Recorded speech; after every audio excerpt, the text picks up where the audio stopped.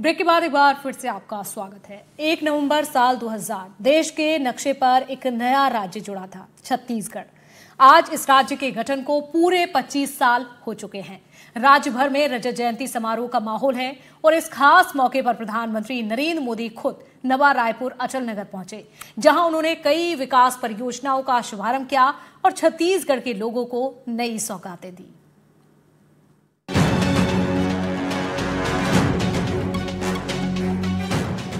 छत्तीसगढ़ के स्थापना दिवस पर राजधानी नवा रायपुर में उत्सव का माहौल रहा। राज्य के गठन के 25 साल पूरे होने पर इसे रजत जयंती समारोह के रूप में मनाया गया। प्रधानमंत्री नरेंद्र मोदी ने शनिवार को नवा रायपुर पहुंचकर कई कार्यक्रमों में हिस्सा लिया। प्रधानमंत्री मोदी ने सबसे पहले श्री सत्य साई संजीवनी अस्पताल में आयोजित दिल की बात कार्यक्रम में हिस्सा लिया। यहाँ उन्होंने उन बच्चों से मुलाकात की जिन्होंने दिल की बीमारी को मात दी है। अस्पताल में अब तक 2500 से अधिक बच्चों का सफल इलाज किया जा चुका है। अटल जी की सरकार ने आपके सपनों का छत्तीसगढ़ आपको सौंपा था। साथ ही ये संकल्प भी लिया था कि छत्तीसगढ़ विकास की नई बुलंदी छुएगा। आज जब मैं बीते 25 वर्षों के सफर को देखता हूं तो माथा गर्व से ऊंचा हो जाता है। छत्तीसगढ़ के आप सभी भाई बहनों ने मिलकर अनेक उपलब्धियां हासिल की है। 25 साल पहले जो बीज बोया गया था, आज वो विकास का वट वृक्ष बन चुका है। इसी अवसर पर प्रधानमंत्री ने छत्तीसगढ़ को लोकतंत्र का नया मंदिर यानी कि नया विधानसभा भवन भी समर्पित किया। नई विधानसभा की नींव 28 अगस्त 2020 को कांग्रेस सरकार के समय रखी गई थी। अब 5 साल बाद ये भवन पूरी तरह बनकर तैयार है। नवा रायपुर के सेक्टर 19 में 20.78 हेक्टेयर में तैयार हुआ ये भवन पूरी तरह से इको फ्रेंडली है। यहाँ पारंपरिक महलों जैसे कि गुंबद दिखाई देता है। छत्तीसगढ़ विधानसभा की नई बिल्डिंग का आकार राष्ट्रपति भवन से मिलता जुलता है। छत्तीसगढ़ में भले ही विधायकों की संख्या 90 है, लेकिन भविष्य को देखते हुए नए विधानसभा भवन में अभी 120 विधायकों की बैठक की व्यवस्था की गई है। भवन के बाहर पूर्व प्रधानमंत्री और भारत रत्न अटल बिहारी वाजपेयी की मूर्ति स्थापित की गई है। प्रधानमंत्री ने करीब 14,260 करोड़ रुपए से अधिक की सड़क, उद्योग, स्वास्थ्य और ऊर्जा से जुड़ी परियोजनाओं का उद्घाटन और शिलान्यास किया। नक्सलवाद पर बोलते हुए प्रधानमंत्री ने कहा कि छत्तीसगढ़ अब नक्सलवाद से मुक्त हो रहा है। हमारा छत्तीसगढ़ अब शांति और विकास की राह पर है। पहले जो क्षेत्र नक्सलवाद से प्रभावित थे, वहाँ अब लाल झंडे की जगह तिरंगा लहरा रहा है।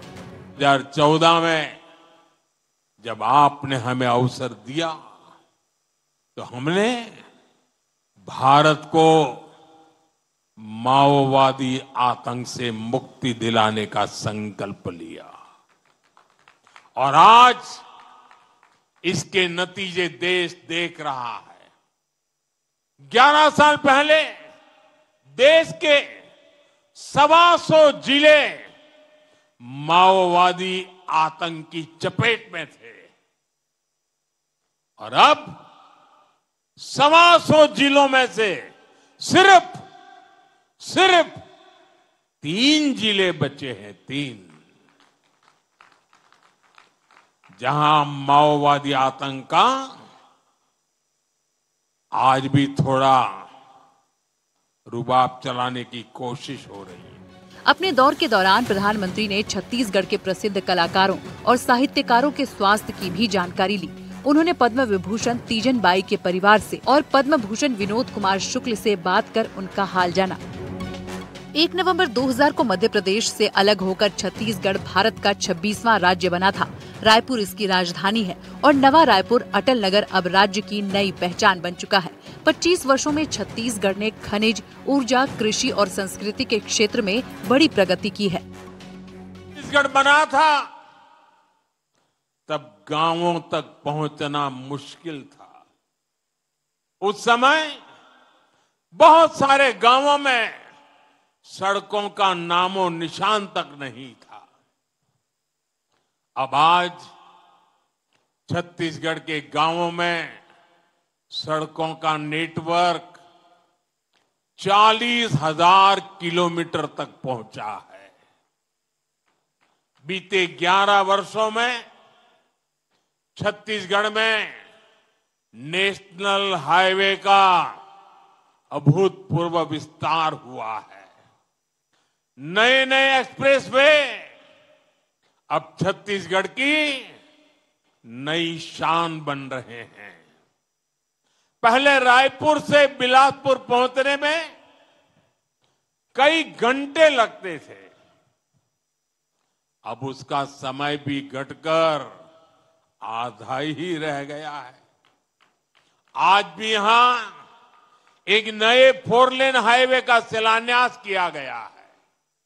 ये हाईवे छत्तीसगढ़ की झारखंड से कनेक्टिविटी को और बेहतर बनाएगा।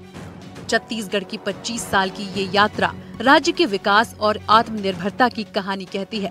प्रधानमंत्री मोदी के संदेश के साथ राज्य अब अगले 25 साल अमृत काल की दिशा में कदम बढ़ा रहा है।